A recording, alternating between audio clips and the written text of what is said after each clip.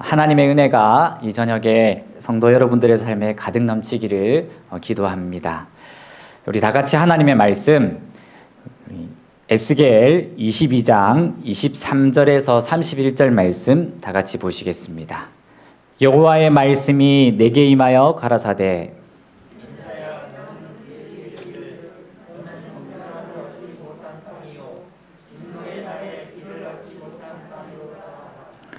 그 가운데서 선지자들의 배역함이 우는 사자가 식물을 움킴 같았도다.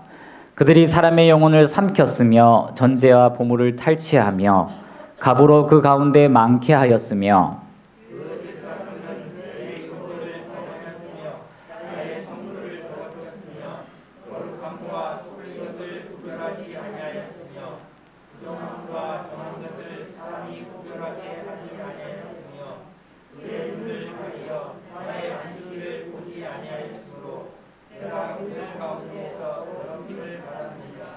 그 가운데 그 방백들은 식물을 삼키는 이리 같아서 불의를 이를 취하려고 피를 흘려 영혼을 멸하거늘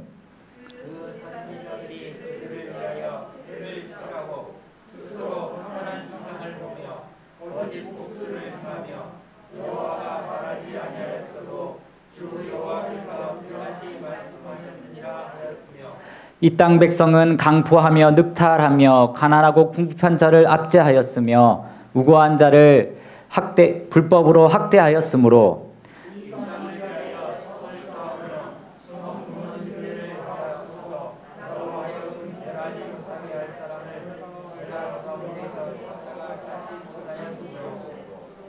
내가 내 분으로 그 위에 쏟으며 내 진노의 불로 멸하여 그 행위대로 그 머리에 보응하였느니라. 나 주 여호와의 말이니라. 오늘은 한 사람이라는 제목으로 여러분들에게 말씀을 전하고자 합니다. 한 사람으로 이 수업 분위기가 엉망이 될 수 있고 한 사람만으로도 가정은 풍비박산이 날 수 있으며 한 사람만으로도 교회가 쇠퇴의 길을 걸을 수가 있습니다. 이 반대의 경우도 얼마든지 있습니다. 한 사람의 수고와 노력으로 좋은 사회가 된 예가 많이 있습니다. 대표적으로 우리나라의 윤봉길 의사 한 사람이었지만 또 유관수 열사는 지금까지 우리 마음속에서 잊혀지지 않는 사람입니다. 이 성경에도 한 사람에 의해서 모든 사람이 죄인이 되고 또 한 사람에 의해서 모든 사람이 구원을 받을 수 있다고 말씀하셨습니다. 이러므로 한 사람으로 말미암아 죄가 세상에 들어오고 죄로 말미암아 사망이 왔느니 이와 같이 모든 사람이 죄를 지었으므로 사망이 모든 사람에게 이르렀느니라. 하나님의 은혜와 또는 한 사람 예수 그리스도의 은혜로 말미암는 선물이 많은 사람에게 넘쳤으리라. 한 사람의 순종치 아니함으로 많은 사람이 죄인된 것 같이 한 사람의 순종하심으로 많은 사람이 의인이 되리라. 세상 역사와 성경 역사 모두 동서고금을 막론하고 이 한 사람의 위력을 익히 알고 있습니다. 에스겔 22장에서도 오늘 본문에 이 한 사람의 위력을 보여주고 있습니다. 한 사람의 위력은 얼마나 위대할까요? 첫 번째로 하나님의 말씀이 에스겔에게 임합니다. 여호와의 말씀이 내게 임하여 가라사대. 이 에스겔의 이름의 뜻은 하나님께서 강하게 하실 자입니다. 여러 다른 옛 성인들의 이름처럼 에스겔 선지자도 그 이름과 생애가 사업과 잘 어울립니다. 에스겔은 25세 때에 바벨론에 사로잡혀갔고 30세에 첫 번째 계시를 받았으며 34세에 사랑하는 아내를 잃었습니다. 선지자직에 따르는 커다란 시련들을 홀로 감당해야만 했습니다. 하나님께서 강하게 하지 않으시면 아무것도 할 수 없었던 에스겔의 삶이 그의 이름에 그대로 나타나 있습니다. 생각해보면 우리도 에스겔입니다. 때때로 나 자신이 대견해 보이고 하나님이 도와주시지 않으면 뭐든지 잘해낼 것 같아 보일지도 모르지만 그것은 인생이 무엇인지 삶이 무엇인지 모를 때의 이야기입니다. 하나님께서 우리를 강하게 해주시면 강하지만 하나님께서 우리를 돕지 않으면 우리는 참으로 무력한 존재임을 이미 우리는 경험해서 알고 있습니다. 성전 건축을 위한 재료를 마련하는 이 다윗도 이렇게 예물을 마련한 다음에 찬양했습니다. 부와 기가 주께로 말미암고 또 주는 만유의 주제가 되사 손에 권세와 능력이 있사오니 모든 자를 크게 하심과 강하게 하심이 주의 손에 있나이다. 우리 하나님이여 이제 우리가 주께 감사하오며 주의 영화로운 이름을 찬양하나이다. 모든 자를 크게 하심과 강하게 하심이 주님의 손에 있습니다. 그래서 우리는 우리를 강하게 해주실 분은 하나님밖에 없음을 기억하고 처절하게 하나님을 의지해야만 하는 것입니다. 사랑하는 성도 여러분, 하나님께서 우리를 강하게 하심을 믿으십니까? 하나님께서 우리를 강하게 하심을 확신하십니까? 시련과 어려움 속에서도 이 진리를 기억하고 하나님을 의지하는 우리 저와 여러분이 되시기를 바랍니다. 에스겔에서 자주 볼 수 있는 간영 어구가 있습니다. 바로 여호와의 말씀이 내게 임하여라는 이 구절입니다. 에스겔에서 무려 49번이나 나옵니다. 하나님께서 에스겔에게 이렇게 자주 나타나신 목적은 무엇일까요? 그런데 이보다 더 많이 나오는 간영구가 있는데 그것은 여호와의 말씀이 내게 임하여라는 말씀입니다.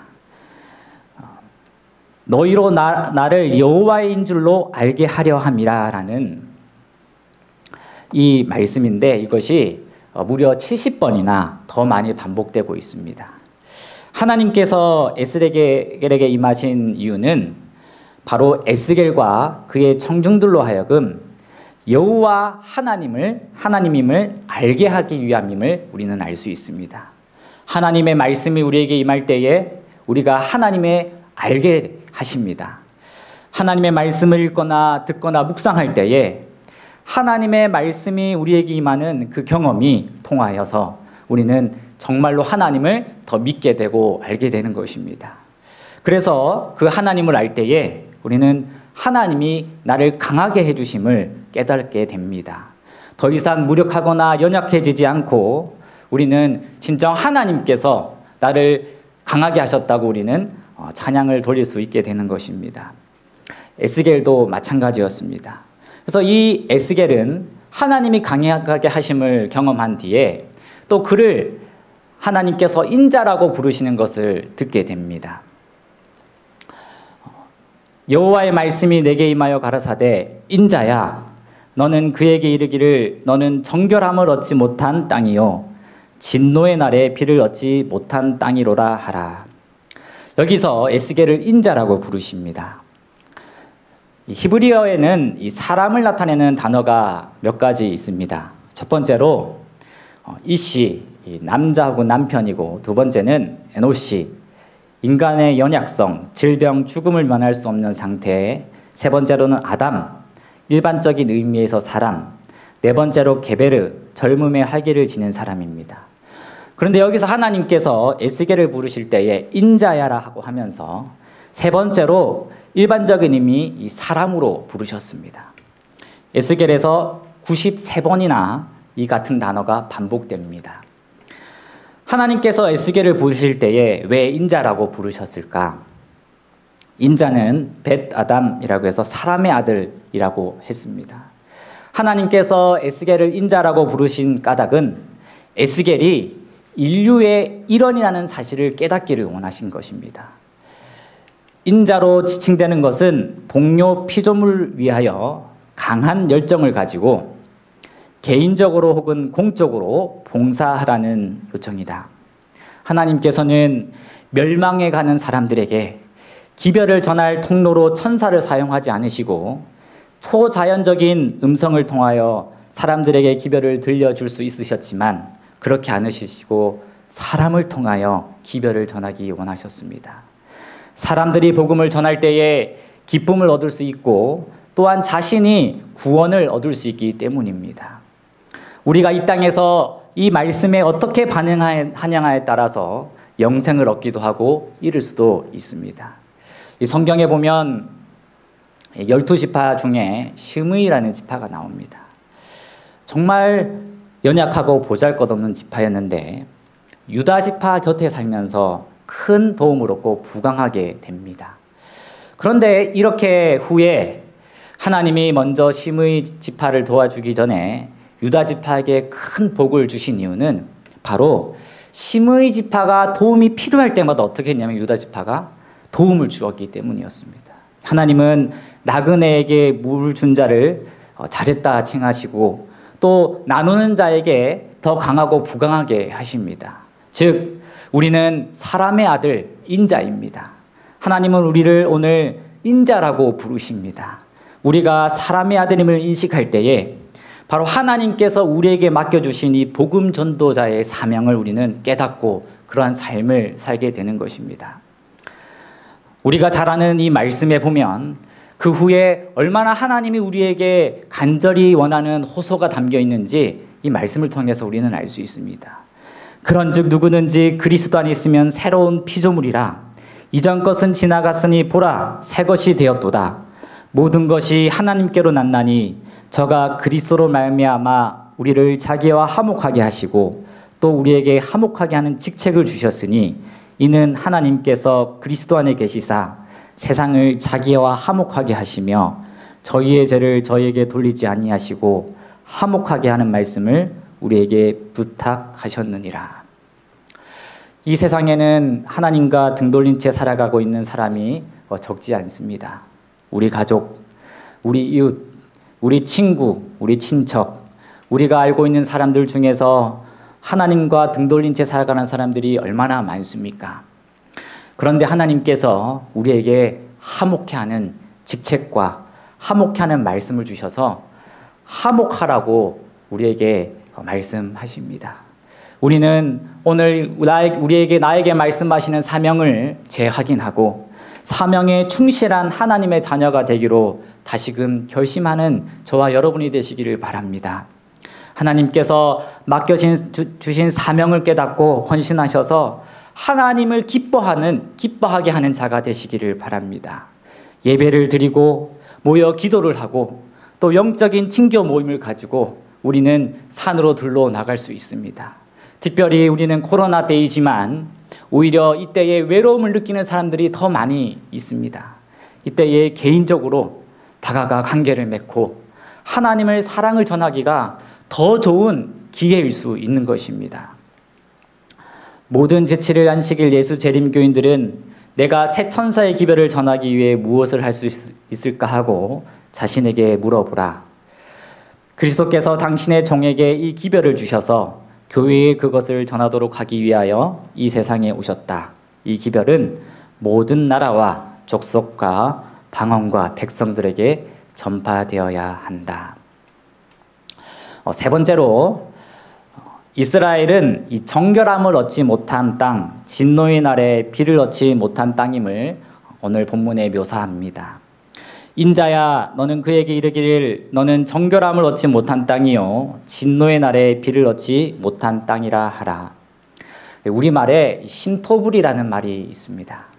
그 말은 그 땅에 사는 사람은 그 땅에 사는 그 땅과 함께 동일한 성질을 갖고 있다는 의미가 담겨 있습니다.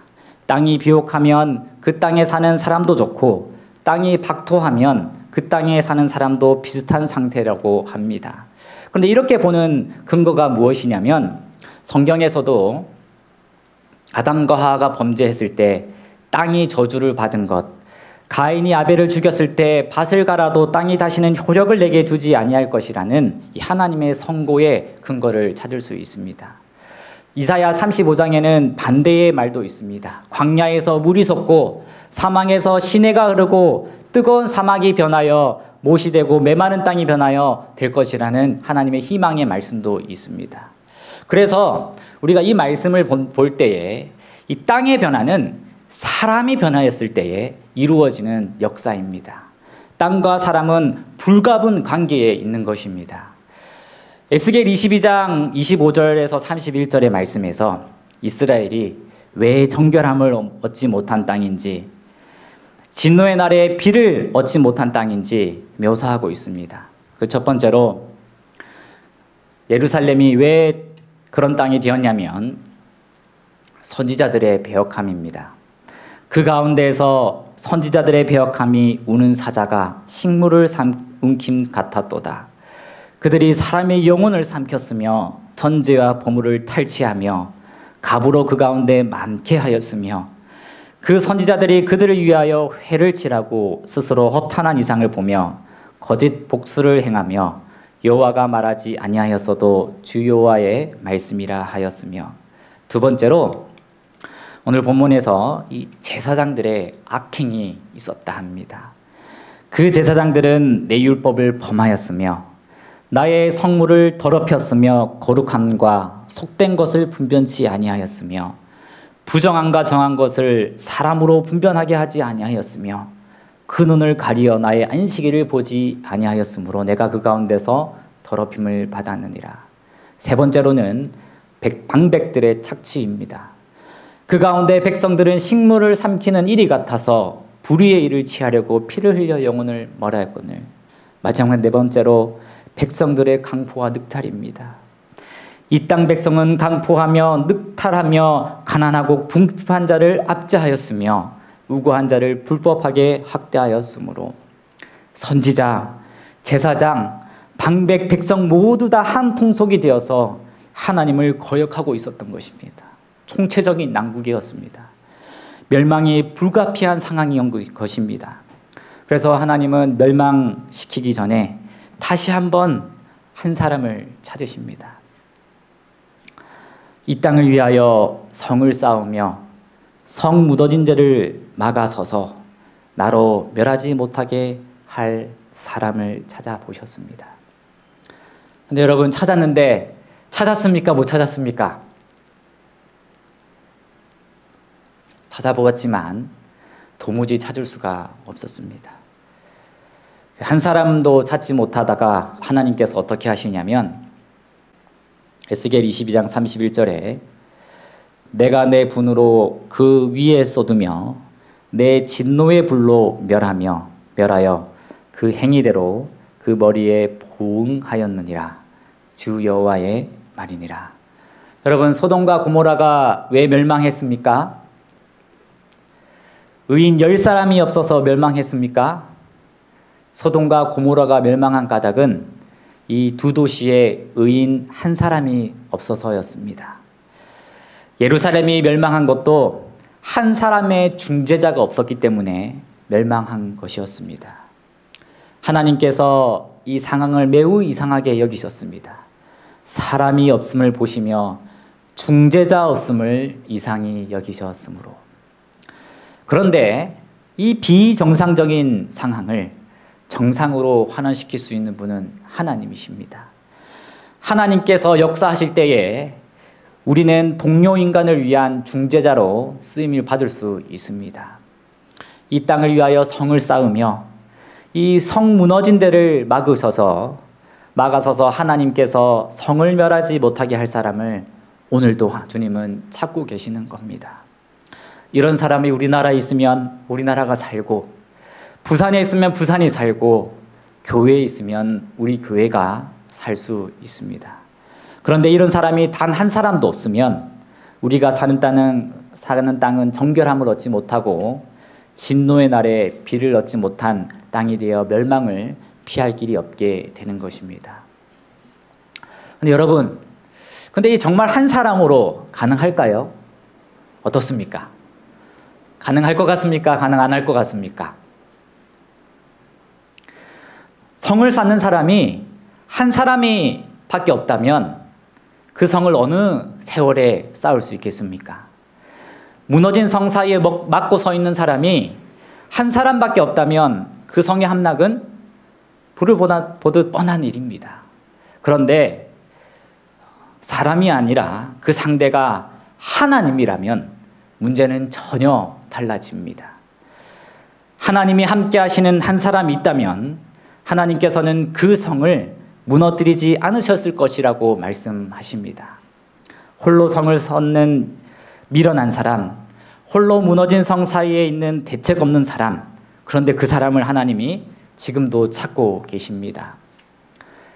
낭실과 단 사이에 울며 여호와여 주의 백성을 긍휼히 여기소서라고 기도하는 한 사람을 주님은 이 세상에서 바쁘고 또 너무나 어려운 삶 속에 살아가는 세상이지만 주님은 이 한 사람의 영혼이라도 더 교회에 오기 위하여 쓰는 그 사람을 주님은 귀하게 보시는 겁니다.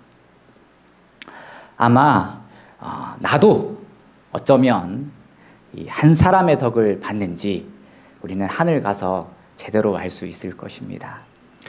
우리 교회와 우리 지역과 우리 교단과 우리나라를 보면서 과연 희망이 있는가라는 질문을 들은 적이 있습니다.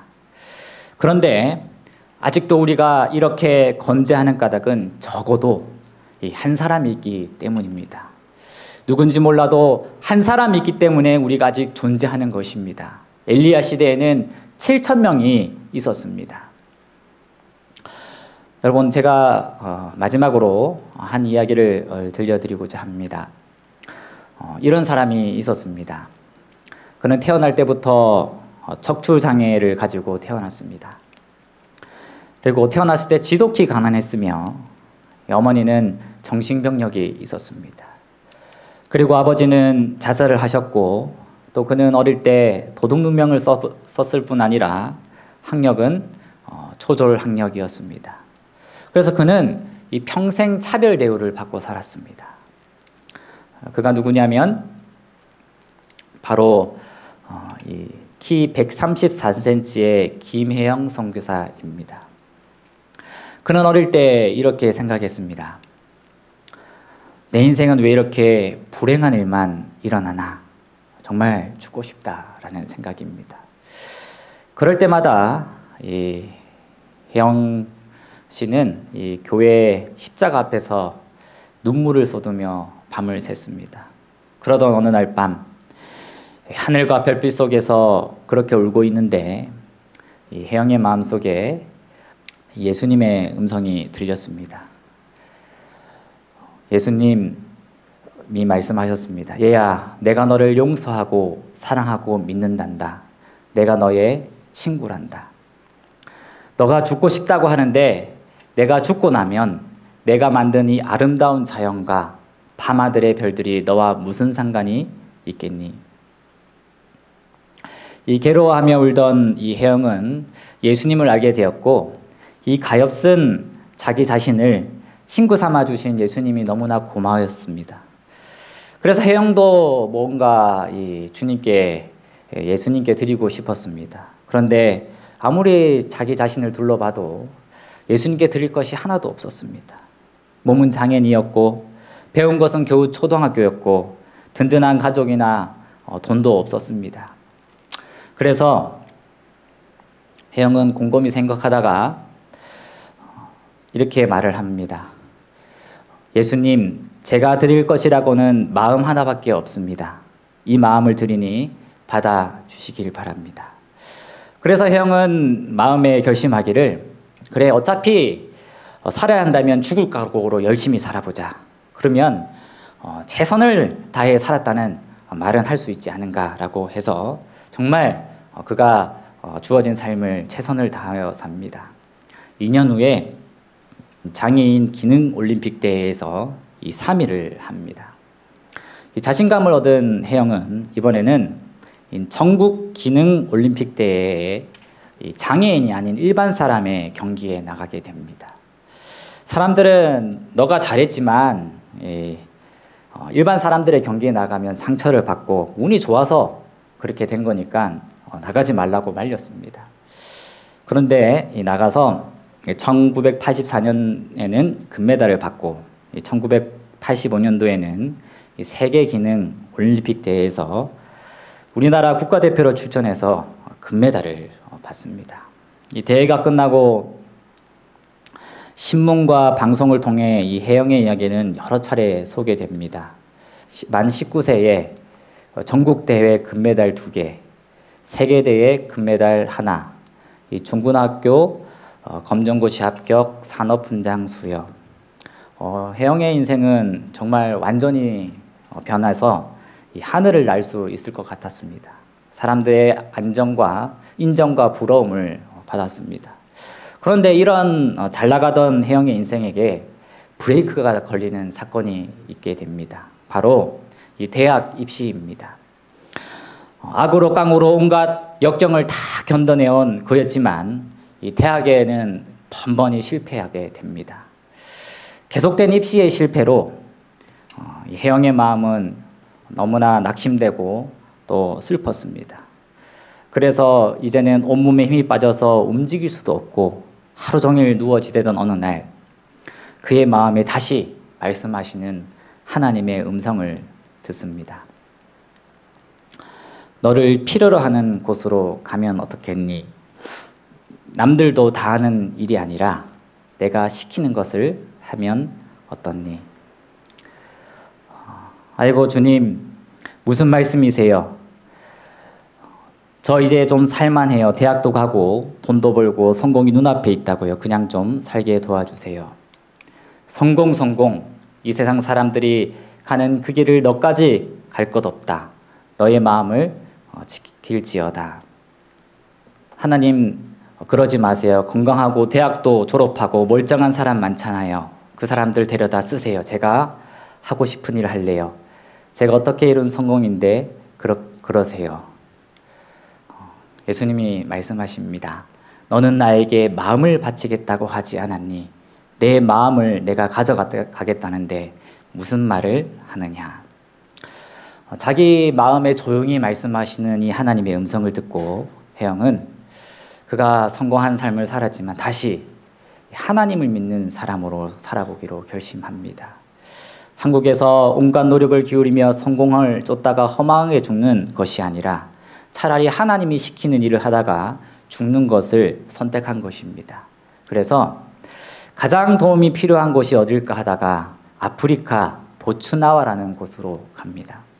월급도 없고 황무지고 세상의 가장 가장자리이고 영광스러운 곳이 아니라 죽음이 기다리는 곳.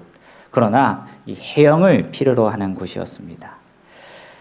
보츠나와의 사막 생활은 결코 쉽지 않았습니다. 온종일의 노동과 언어가 통하지 않으므로 불편했지만 또 그 나라 사람들이 늘 일을 하면서 모른다 하며 의욕이 없었지만 그러나 혜영은 그 속에서 조금씩 참 인생의 의미와 소중함을 하나씩 깨닫게 됩니다.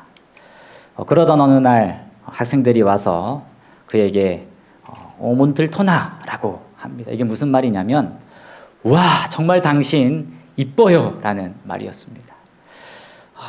들었을 때 믿을 수 없는 말이었습니다. 키가 133cm에 구부정한 허리고 얼굴은 마음대로 생긴 얼굴이었는데 그러나 보츠나와인들은 오히려 혜영에게 스스럼없이 다가와 손도 잡아주고 옷도 만지고 정말 이런 사람들을 혜영은 진심으로 사랑하게 된 것입니다. 그래서 처음에 22명으로 시작한 이 보츠나와 굿호프 학교가 10년 뒤에는 직원만 80명이 넘는 학교가 되었고 졸업생만 450명이 넘게 되었습니다. 교육생까지 700명이 넘는 보츠나와 최고의 학교가 되었습니다. 이 이야기가 매스컴에 타고 나가자 여기저기서 김혜영을 돕기 시작했습니다. 그리고 어떤 사람은 대학 공부를 시켜주겠다고 했습니다. 그래서 그는 그렇게 하고 싶었던 이 대학에 가게 됩니다. 그것도 미국의 중심에 있는 뉴욕의 나약 칼리지의 말입니다. 그리고 그는 아이리비그 세계 최고의 명문 대학 콜롬비아 대학에서 국제사회복지학 석사학위를 땁니다. 그것도 1년 만에 말입니다. 이때 금메달 딴 것처럼 여기저기서 김혜영을 사람들이 찾았지만 그러나 이 모든 것을 다시 다 내려놓고 2010년에 다시 아프리카로 갑니다. 그 이유는 좋은 교육을 받았다면 반드시 더 낮은 자리로 가서야 한다는 이 그리스도인으로서의 삶이 따라야 한다는 믿음이 있었기 때문이었습니다. 그래서 2012년도에 국민 추천으로 국민훈장 몽룡상을 수상하고 그가 이 기쁨을 하나님께 돌렸습니다. 그가 이러한 삶을 살 수 있었던 것은 이 한 사람을 찾으시는 하나님께 그의 마음을 온전히 드렸기 때문입니다. 오늘 우리는 에스겔의 본문의 말씀에서 49번이나 나타나셔서 말씀하신 하나님의 말씀을 보았습니다. 그렇게 하신 까닭은 에스겔과 함께 사는 백성들에게 바로 하나님을 나타내기 위함이었습니다.